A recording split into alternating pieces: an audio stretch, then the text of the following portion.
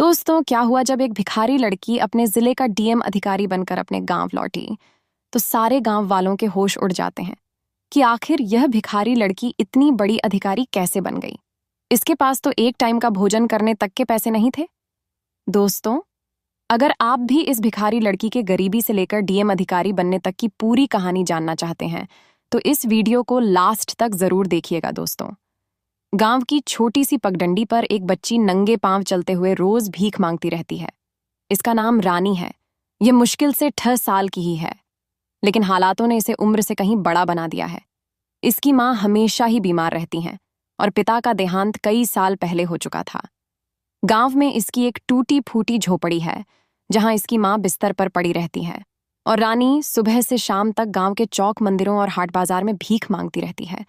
गांव के लोग कभी इसे रोटी दे देते हैं तो कभी गा देते हैं, लेकिन यह चुपचाप सब सहती रहती है और माँ के लिए कुछ खाना लेकर लौट आती है।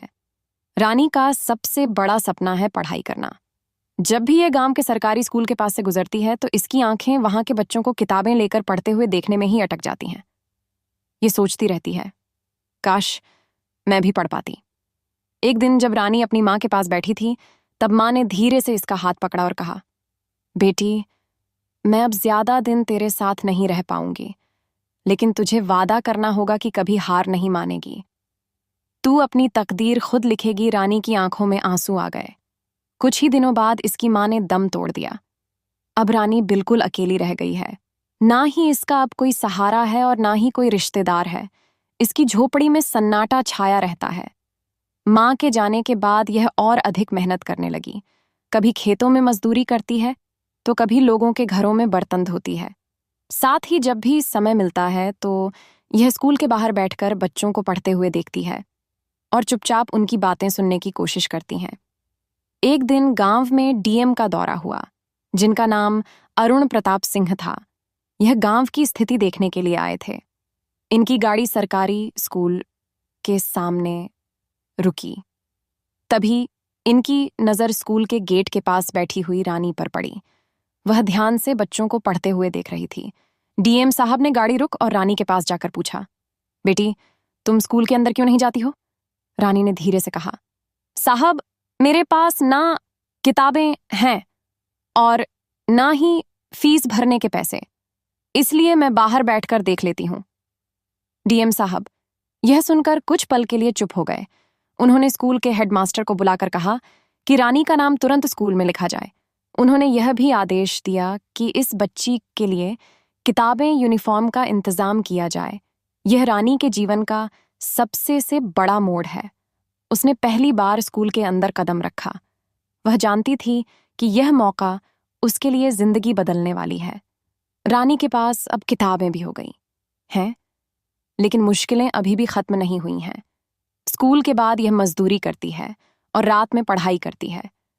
कई बार तो ये भूखी ही सो जाती है, लेकिन इसने कभी हार नहीं मानी। गांव के लोग इसका ताना मारते रहते हैं, लड़की होकर पढ़ाई कर रही है, इससे क्या होगा? किसी की बात पर ध्यान नहीं देती है। यह सिर्फ अपने लक्ष्य की तरफ बढ़ती रहती है। स्कूल की पढ़ाई पूरी करने के बाद इसने जिले की परीक्षा में टॉप किया। इसके बाद इसे स्कॉलरशिप मिली और इसने शहर के पूरी करने के बाद इसने जिले की परीक्षा में टॉप किया।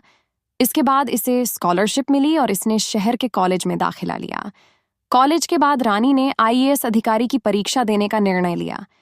यह सबसे कठिन परीक्षा थी, लेकिन रानी को अपनी माँ की बात आज भी याद है कि बेटी, कभी हार मत मानना। इसके पास कोचिंग के पैसे नहीं है, इसलिए यह सरकारी लाइब्रेरी में ही बैठकर पढ़ाई करती है।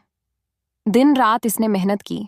कई बार भूख और थकान उसे तोड़ने की कोशिश करती, लेकिन यह हमेशा मजबूत इरादे के साथ डटी रही। पहले प्रयास में यह असफल हो गई। यह पूरी रात रोती रही, लेकिन अगले दिन फिर से खड़ी हो गई। इसने अपनी गलतियों को समझा और दुगनी मेहनत के साथ तैयारी में जुट गई।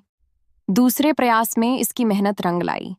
इसने आईएएस परीक्षा पास कर ली। जब इसका नाम मेरिट लिस्ट में आया तो पूरे जिले में इसकी कहानी का चर्चा होने लगा। रानी की पहली पोस्टिंग उसी जिले में हुई जहां इसने गरीबी और संघर्ष के दिन देखे थे। जब यह डीएम बनकर गांव लौटी तो लोग इसे देखकर हैरान रह गए कि वही लड़की जो कभी भीख मांगती थी आज सरकारी गाड़ी में बैठकर आई है। इसने गांव में कई सुधार किए, स्कूलों की हालत सुधारी, गरीब बच्चों के लिए मुफ्त शिक्षा का इंतजाम किया और महिलाओं के लिए स्वरोजगार योजनाएं शुरू की। एक दिन गांव के स्कूल में एक कार्यक्रम में इसने कहा, अगर मुझे पढ़ने का मौका नहीं मिला होता तो मैं आज भी सड़क पर होती। हर बच्चे को शिक्षा का अधिकार है। मैं चाहती हूं कि कोई भी बच्चा मेरे जैसे हालात का सामना ना करे। इसके शब्दों ने सभी की आंखें नम कर दी। रानी की कहानी साबित करती है कि जिंदगी चाहे जितनी कठिन हो, अगर आपके पास हिम्मत और मेहनत करने का जज्बा है तो आप अपनी किस्मत खुद लिख सकते हैं। गरीबी और ताने रानी का रास्ता नहीं रोक पाए, क्योंकि उसने कभी हार नहीं मानी। इसलिए दोस्तों, परिस्थिति कैसी भी हो, कभी हार मत मानना।